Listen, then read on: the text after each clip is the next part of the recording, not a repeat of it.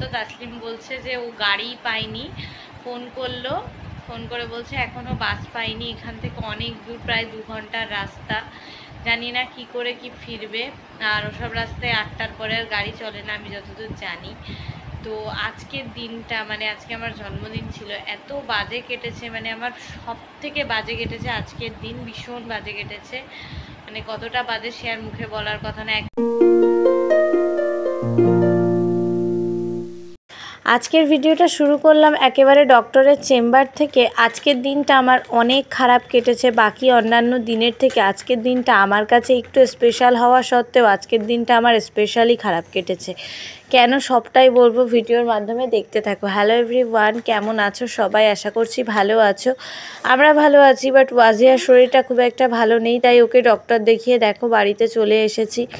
আর বাড়িতে আস্তে আস্তে 2টো মতন বেজে গেছে, এসে ওকে মেডিসিন দিয়ে ঘুম পাড়িয়ে দিয়েছি, তারপরেই চলে আসলো বৃষ্টি।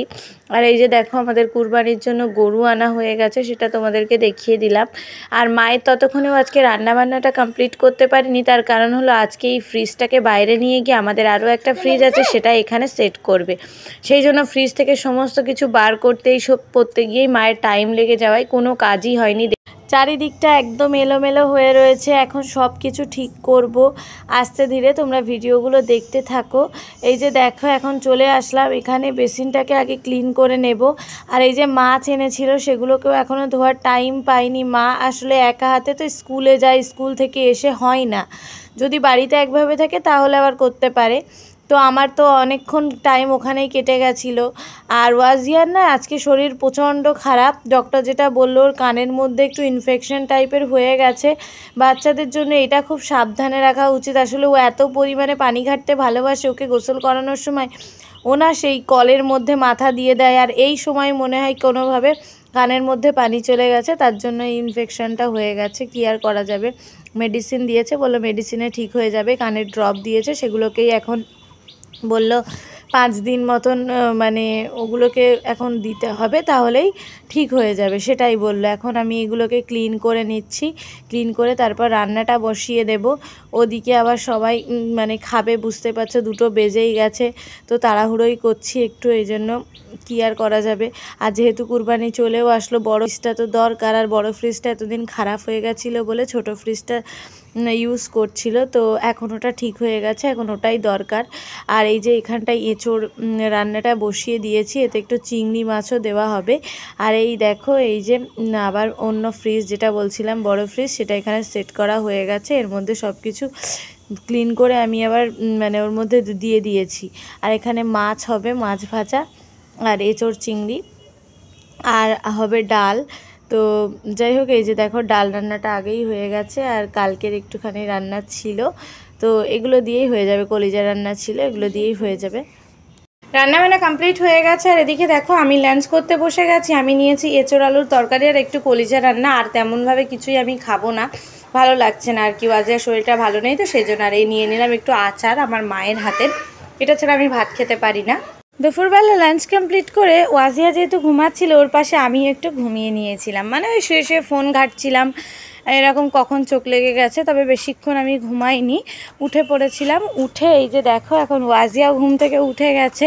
আর শরীরটা যেহেতু খারাপ, সব সময় ঘুমাচ্ছে, ও তো এমনি প্রচণ্ড অ্যাক্টিভ, কিন্তু আজকে একদম মানে ঘুমিয়ে পড়ছে, আর যেই উঠছে সেই কান্নাকাটি করছে, কানে যন্ত্রণা করছে, তো সেই জন্য হয়তো। এবছর ওয়াজিয়ার প্রথম জন্মদিন যখন ছিল, মানে 2024 সালে প্রথম জন্মদিন ছিল নভেম্বরে, সেদিনও ওকে ডক্টর দেখাতে হয়েছিল, ওর প্রচণ্ড শরীর খারাপ ছিল। আর আমার আজকে জন্মদিন, তো আজকেও ওকে ডক্টর দেখাতে হলো।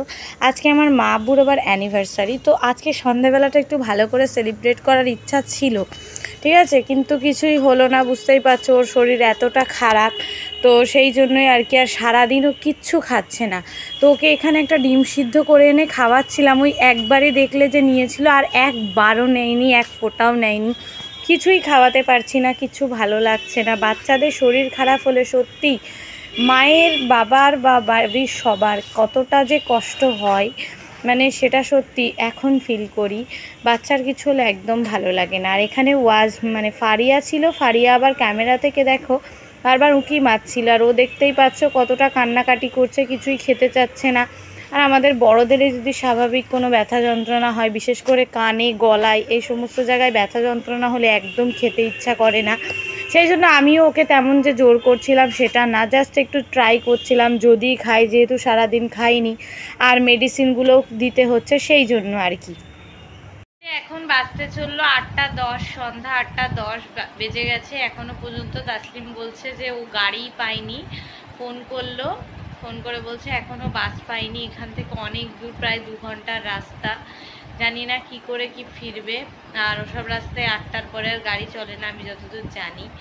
তো আজকের দিনটা, মানে আজকে আমার জন্মদিন ছিল, এত বাজে কেটেছে, মানে আমার সব থেকে বাজে কেটেছে আজকের দিন, ভীষণ বাজে কেটেছে। মানে কতটা বাজে সে আর মুখে বলার কথা না। এক তো বাজে, শরীর একদম ভালো নেই। ও অন্যদিন এত পরিমাণে অ্যাক্টিভ থাকে, আজকে সারাক্ষণ ঘুমাচ্ছে, কান্নাকাটি করছে, যেটুকু টাইম উঠছে সেটুকু টাইম কান্নাকাটি করছে, মানে একদম ভালো লাগছে না কিছু। মানে এত বাজে কেটেছে আজকের দিনটা, মানে মুখে বলার কথা না, সত্যি খুবই বাজে কেটেছে। জানি না কখন আসবে, ফোন করছি, ভীষণ টেনশানে আছি, কী হবে জানি না। এখন আসলাম একটু দিদির দোকানের সামনে। তাসলিম ফোন করলো, করে বলল ও অনেকক্ষণ বাস পেয়ে গেছে আর অনেকটা চলেও এসেছে। সেটা শুনেই একটু ওকে নিয়ে আসলাম, যেহেতু বাড়িতে ঘ্যান ঘ্যান করছে, তো সেই জন্য একটু সামনে আনলাম। এখানে অনেকক্ষণ টাইম কাটিয়ে তারপর চলে এসেছিলাম বাড়িতে, কিন্তু রাতের জন্য একটু রান্না বাকি ছিল, সেই জন্যই আর কি।